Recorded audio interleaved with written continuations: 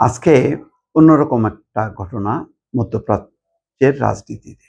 সেটা হচ্ছে সিরিয়ায় ইসরায়েলি হামলার বিরুদ্ধে সৌদি আরব শক্ত প্রতিবাদ করেছে, নিন্দা জানিয়েছে এবং তারা বিশ্ব সম্প্রদায়কে হস্তক্ষেপ করার অনুরোধ করেছে তুরস্কের সাথে সমন্বয় রেখে। অর্থাৎ তুরস্ক এই দাবি করেছে যাতে বিশ্ব সম্প্রদায় হস্তক্ষেপ করে, তার সাথে একত্রতা প্রকাশ করেছে সৌদি আরব। ফলে মধ্যপ্রাচ্যের রাজনীতি কিন্তু ঘুরপাক খাচ্ছে। একদিকে ট্রাম্প চেষ্টা করছে আরব দেশগুলোকে নিয়ে ইরানের উপর চাপ তৈরি করতে, কিন্তু সৌদি আরব তুরস্ক কিন্তু আবার অন্য খেলা খেলছে।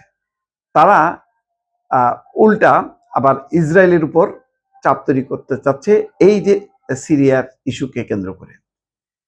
তো ফলে অবস্থানটা হলো এই যে সবাই একজোট হয়ে যে ইসরায়েল আমেরিকা যা করছে বিষয়টা তেমন না।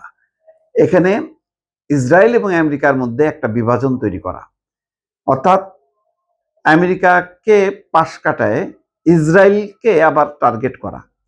যেই টার্গেট করছে ইরান, ঠিক একইভাবে সৌদি আরব তুরস্কও কিন্তু আবার ইসরায়েলের সাথে একাত্মতা প্রকাশ করতে চাচ্ছে না। ফলে নানামুখী এখন খেলা চলছে। এই খেলাধুলার মধ্যে ইসরায়েলি বাহিনীর উপর একদিনে হিজবুল্লাহ রেকর্ড ৫৫টা হামলা করছে, যেখানে লেবাননের মধ্যে ঢুকে গেছে স্থল বাহিনী, ব্যাপক হামলা চালাচ্ছে।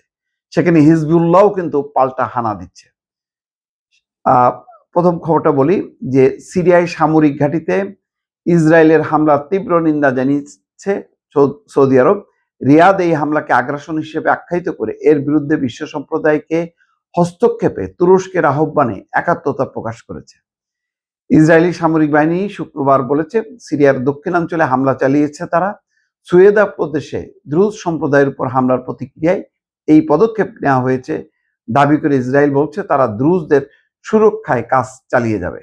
বার্তা সংস্থা এপির প্রতিবেদনে বলা হচ্ছে, শনিবার সৌদি পররাষ্ট্র মন্ত্রণালয় এক বিবৃতিতে বলেছে আন্তর্জাতিক আইন এবং সিরিয়ার সার্বভৌমত্বের চরম লঙ্ঘন করে ইসরায়েল যে নগ্ন আগ্রাসন চালিয়েছে তার নিন্দা জানাচ্ছে সৌদি আরব। সৌদি পররাষ্ট্র মন্ত্রণালয়ের আন্তর্জাতিক সম্প্রদায়কে ইসরায়েলের আন্তর্জাতিক আইন এবং রীতিনীতি লঙ্ঘনের অবসান ঘটানোর আহ্বান জানিয়েছে। এদিকে তুরস্ক পররাষ্ট্র মন্ত্রণালয় ইসরায়েলি হামলাকে বিপজ্জনক উস্কানি হিসাবে বর্ণনা করে বলেছে আন্তর্জাতিক সম্প্রদায়কে অবশ্যই এটি বন্ধ করতে হবে। গত বছরও সিরিয়ায় সাম্প্রদায়িক সহিংসতার সময় ইসরায়েল দেশটিতে বিমান হামলা চালিয়েছিল, তখনও সংখ্যালঘু সম্প্রদায়কে রক্ষার অজুহাত দিয়েছিল তারা। ইরানের সঙ্গে ইসরায়েল যুক্তরাষ্ট্রের যুদ্ধের কারণে সৃষ্ট আঞ্চলিক সংঘাত থেকে সিরিয়া এখন পর্যন্ত নিজেকে দূরে রাখার চেষ্টা করে আসছে, কিন্তু সেই সিরিয়ার উপর যখন ইসরায়েল হামলা করছে তখন ইসরায়েলকে আর ক্ষমা করছে না সৌদি আরব এবং তুরস্ক। এদিকে হিজবুল্লাহ কোণঠাসা হবার বদলে পাল্টা আক্রমণ তুলেছে বা পাল্টা ফনা তুলেছে। লেবানন সীমান্ত এবং ইসরায়েলের উত্তরাঞ্চলে একদিনে দখলদার বাহিনীর উপর রেকর্ড ৫৫টি হামলা চালানোর দাবি করেছে সশস্ত্র গোষ্ঠী হিজবুল্লাহ। ইসরায়েলের বিরুদ্ধে হিজবুল্লাহর ইতিহাসে একদিনে এটি সর্বোচ্চ সংখ্যক হামলা। এই পরিস্থিতিকে অত্যন্ত তাৎপর্যপূর্ণ হিসেবে দেখা হচ্ছে। লেবানন সীমান্তের বিভিন্ন প্রান্তেও বড় ধরনের সংঘাতের খবর পাওয়া গেছে। লেবাননের দক্ষিণ এবং পশ্চিমাঞ্চলীয় পুরা এলাকায় আজ শনিবার ইসরায়েলি সেনারা সীমান্ত অতিক্রম করে অগ্রসর হওয়ার চেষ্টা করলে হিজবুল্লাহর হামলার মুখে পড়ে। এই সময় দুই পক্ষের মধ্যে ব্যাপক উত্তেজনা ছড়িয়ে পড়ে। অন্যদিকে লেবাননের পূর্বাঞ্চলীয় খিয়াম এবং তাইবেহ এলাকায় হিজবুল্লাহ এবং ইসরায়েলি বাহিনীর মধ্যে লড়াই চলছে। লেবানন পরিস্থিতির প্রতিনিয়ত অবনতি ঘটছে। রাজধানী বৈরুতে আজ দুটি শক্তিশালী হামলার মাধ্যমে সংঘাতের এই তীব্রতা নতুন করে অনুভূত হয়েছে। তার মানে হিজবুল্লাহ কিন্তু এখন অ্যাটাকিং মোডে চলে গেছে এবং ইসরায়েল যে দলে বলে ঢোকার চেষ্টা করছে লেবাননে, সেটা প্রতিহত করা হচ্ছে।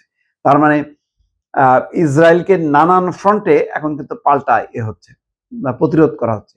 এখন সিরিয়ায় হানা দিয়েছে, এখন সৌদি আরব এবং তুরস্ক সেখানে তীব্রভাবে তারা একজোট হয়ে প্রতিবাদ করছে এবং ইসরায়েলকে মানে থামানোর চেষ্টা করছে ইসরায়েলের বিচার দাবি করছে যে সে একটা দেশের একটা দেশের স্বাধীনতা এবং সার্বভৌমত্ব হস্তক্ষেপ করছে বা লঙ্ঘন করছে এবং আন্তর্জাতিক সম্প্রদায়কে এটার পদক্ষেপ নেয়ার আহ্বান জানাচ্ছে।